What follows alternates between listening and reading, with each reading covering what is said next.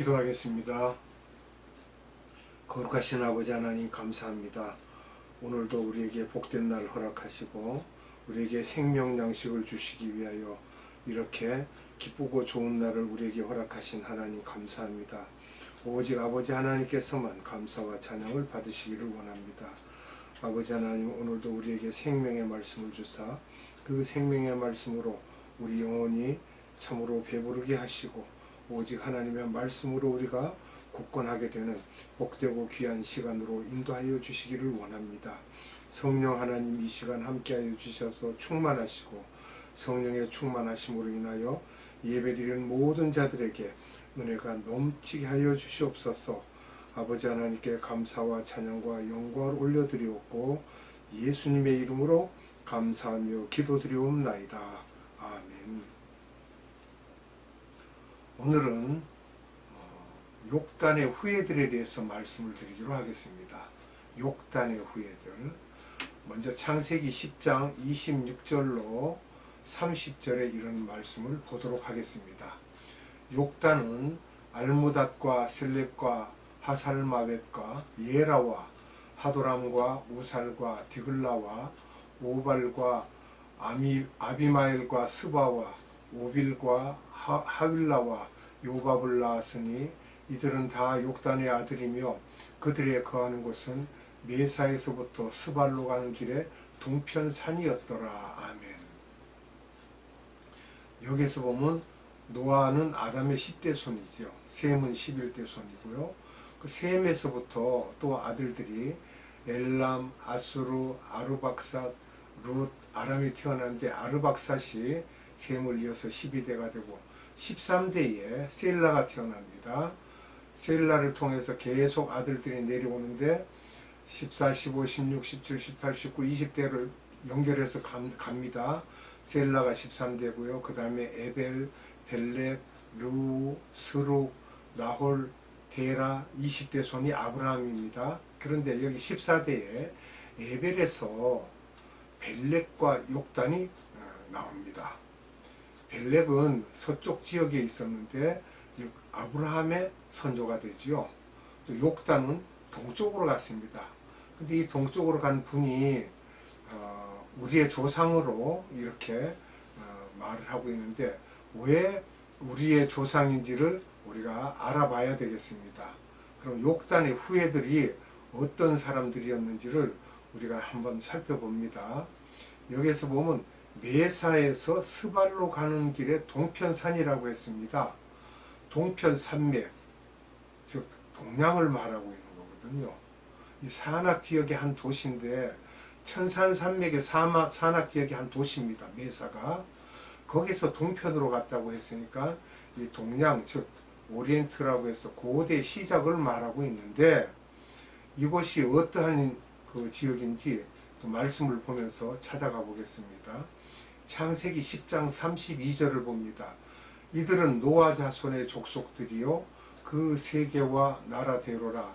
홍수 후에 이들에게서 땅의 열국 백성이 나뉘었더라. 아멘. 이들이 70족속이죠. 그리고 창세기 11장 1절에서 2절 말씀을 봅니다. 온 땅의 구음이 하나이요 언어가 하나이더라. 이에 그들이 동방으로 옮기다가 시날 평지를 만나 거기 거하고. 아멘. 시날 평지는 이라크죠. 고대 우르 땅이라고 했던, 그러니까 동방으로부터 옮겼다라는 이름입니다. 그게 이라크라는 게. 그 다음에 거기에서 어떤 일이 있었습니까? 바벨탑을 쌓게 됩니다. 바벨탑 그러면 우리가 생각하는 사람은 니무롯이죠. 근데 이 니무롯이 이방신을 섬긴 것입니다. 많은 사람들, 즉 벨렉 족속이죠. 많은 사람들이 동쪽에 있다가 이라크로 옮겼으나 욕단의 후예들은 동쪽으로 더 옮겨갔다는 것입니다. 메사, 즉 천산산맥의 산악지역의 한 도시로 우리가 알고 있습니다. 거기서 스발로 갔다 했는데 이 스발이 발음을 우리가 따라가면은 시베리아로 볼 수 있는데 발이라는 것은 벌 또는 들, 땅, 나라를 말하는 것이고요. 스는 새롭다 또는 새고 또는 새 신자를 말하는 거죠. 그렇게 해서 이 스발이라는 것은 우리말로 하면 새벌 이렇게 말을 할 수가 있습니다.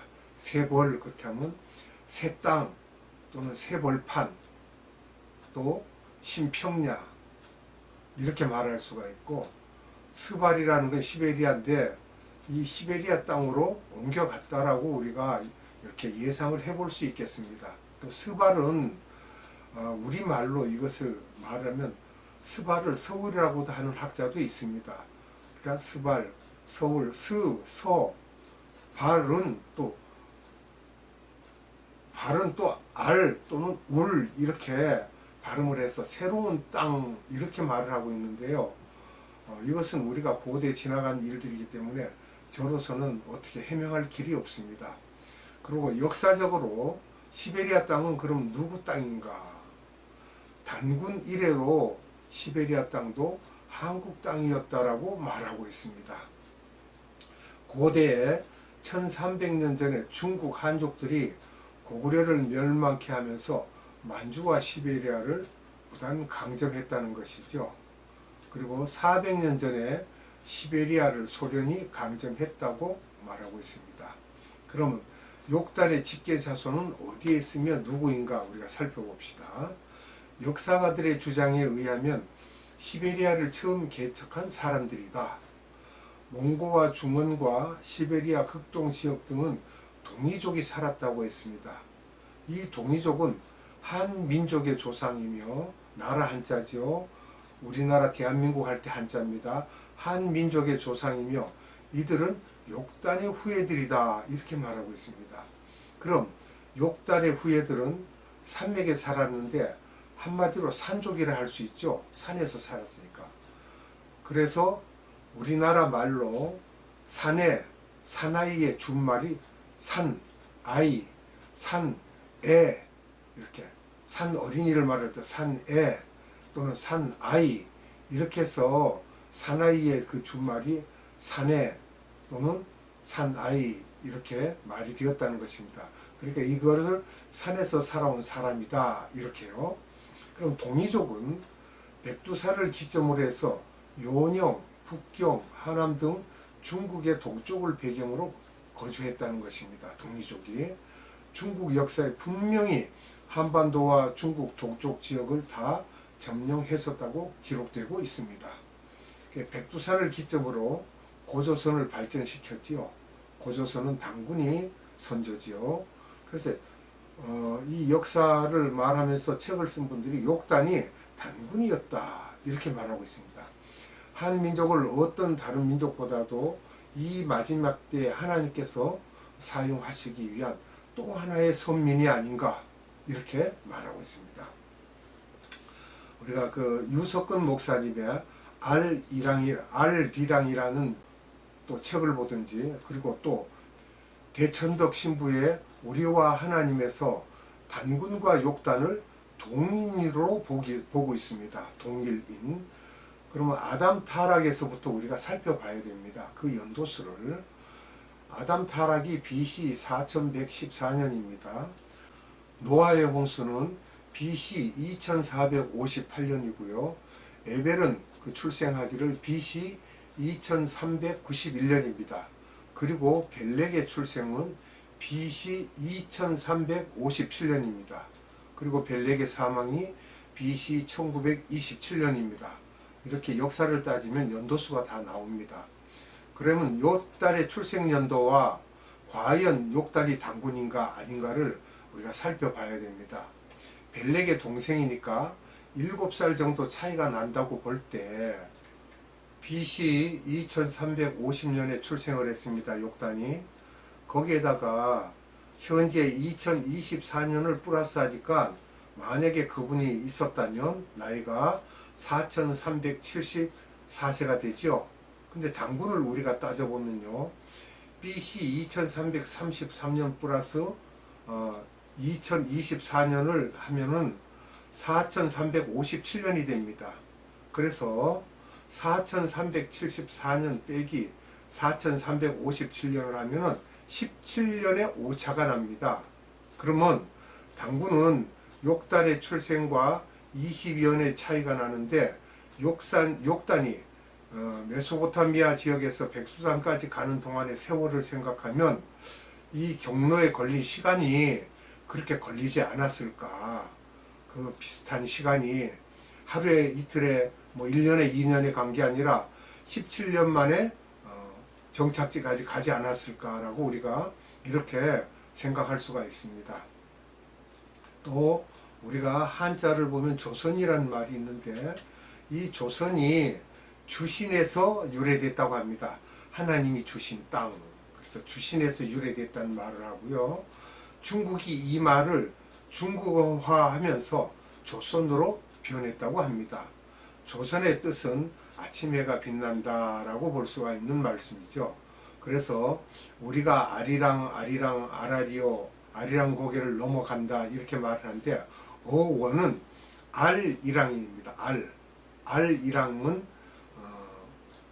무엇과 함께 알이랑 누구와 함께 즉 갑돌이와 갑순이와 함께 이런 그런 그 말과 같이 또 우리가 여기서 알이라는 그 말은 고대에요. 이 알이라고 하는 것은 홍수전에 하나님의 이름을 알이라고 했다고 합니다. 즉 지금에 말하면 떼오라고 하는 그러한 단어를 많이 쓰지요. 홍수전 하나님의 이름을 지금은 엘이라고 합니다. 근데 홍수 전에는 알이라고 했다는 거예요. 이스라엘의 엘 할 때 아랍어로는 알 이렇게 발음이 나옵니다. 그럼 아라랏산 하나님이 할 때는 하나님의 산 알아랏산이 되니까 하나님의 산 이런 발음이 된다는 것입니다. 그리고 나를 버리고 가시는 님은 또 심리도 못 가서 발병 난다 그러는데 그럼 나를 버리고 가시는 분 누구인가 이거예요. 나를 버리고 가시는 님. 즉 벨렉을 일컫고 있는데요. 니무롯이 좋아서 하나님을 버리고 간 사람들을 말한다는 거예요. 그래서 나를 버리고 가는 님은 심리도 못 가서 발병 난다. 이렇게 책에 이제 그런 책을 기록한 분들이 있어서 우리가 이렇게 더듬고 찾아봤습니다. 또 무궁화꽃을 보면은 우리 민족은 종교성이 강합니다. 그게 한국의 국화입니다. 근데 무궁화꽃이 사전을 보면 샤론의 꽃으로 명시되어 있습니다. 사론의 꽃 또는 샤론의 꽃 이런데 그 샤론의 꽃이 무엇입니까? 샤론의 꽃은 우리가 예수님을 지칭하죠.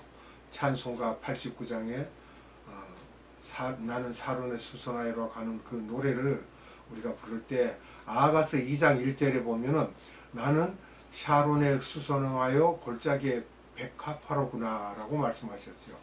이것은 예수님을 지칭한 말입니다. 또 무궁화는 그 한국 국화라고 할 때 무궁화의 어원은 메로입니다. 메로. 중동 시리아 지역에서 난 꽃입니다. 그것이 어떻게까지 한국에까지 와서 한국의 국화가 되었는지 이것도 우리가 참 그냥 볼 수가 없는 이야기죠. 우리나라 대통령 문장을 보면은요, 상징이죠, 문장이라는 게. 양쪽에 봉황새 가운데 무궁화꽃이 있습니다.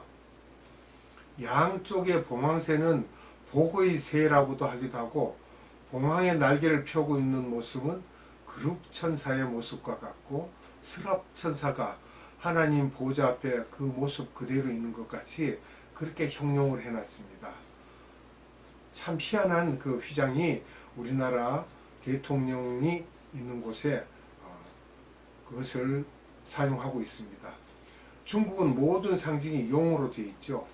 근데 한국은 그렇지 않습니다. 그리고 우리가 어린 시절에 이렇게 놀이가 있습니다.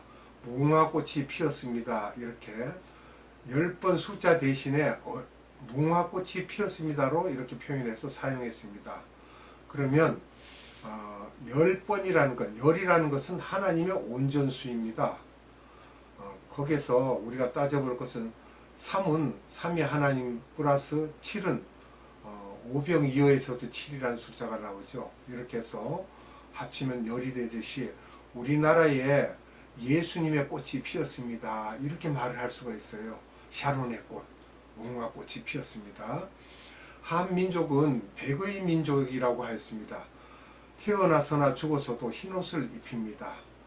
하나님의 자녀들의 희고 깨끗한 세마포를 우리가 연상할 수가 있습니다. 고대 선조들의 신이 삼일신입니다. 묘하게도 어쨌거나 이 나라에서 삼신이라고 해서 아이를 놓으면 그 삼신 할머니를 지칭하면서 빌기도 하고 기도를 하기도 하고 했습니다. 삼위는 하나님이시죠. 삼위 하나님. 그래서 아리랑도 알이랑 이 말이 3번 들어가느냐 이 말이에요. 그럼 아리랑 아라리요 이렇게 3번 들어가죠. 그렇게 해서 우리의 태국 무늬도 처음에는 빨간색, 노란색, 파란색이었는데 빨간색은 양이라 해서 하늘을 일컫고 노란색은 하늘과 땅 사이를 일컫는 거라고 해서 이것은 인, 즉 빨간색은 하늘, 성부 하나님, 하늘천, 성부 하나님이고 노란색은 하늘과 땅 사이의 인, 그래서 성자 하나님을 일컬을 수 있고 파란색은 음이라 그래서 땅을 말하는데 성령 하나님을 일컬어서 우리는 삼위일체 하나님을 생각하면 되겠습니다. 그게 우리의 태극문이라고 보면 됩니다. 그 동이문자는 창세기에 그 비밀이 담겨 있습니다. 동이문자예요.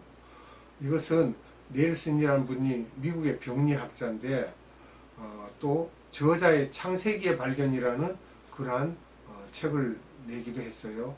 C.H. 강이라는 중국 학자도 있었습니다. 이분들이 동이문자에는 창세기의 비밀이 담겨 있다고 말했어요. 한자의 어원, 즉 한문은 동이족이 만들었다는 거예요. 창세기 1장에서 창세기 11장의 내용이 다 들어있다고 말하고 있습니다. 여기에서 보면 우리가 가장 가까이 있는 배선자를 보면요. 배주자에 8팔자에 입구자가 합쳐져 있습니다. 즉 이것을 풀면 8사람이 배 속에 들어갔다. 누구예요? 노아의 방주에 들어갔죠. 그래서 8명이 인류의 조상으로 나뉘어졌다는 것을 말하고 있어요. 그리고 또 지을 조자가 있는데 이 조자도 보면은 흑토자에다가 입구에 생기 변에다가 착이라는 그런 변이 있습니다. 이렇게 해서 창세기 2장 8절에 흙에, 즉 만드는 흙으로 사람을 만드는데 입에, 즉 코에 생기를 불어 넣었다.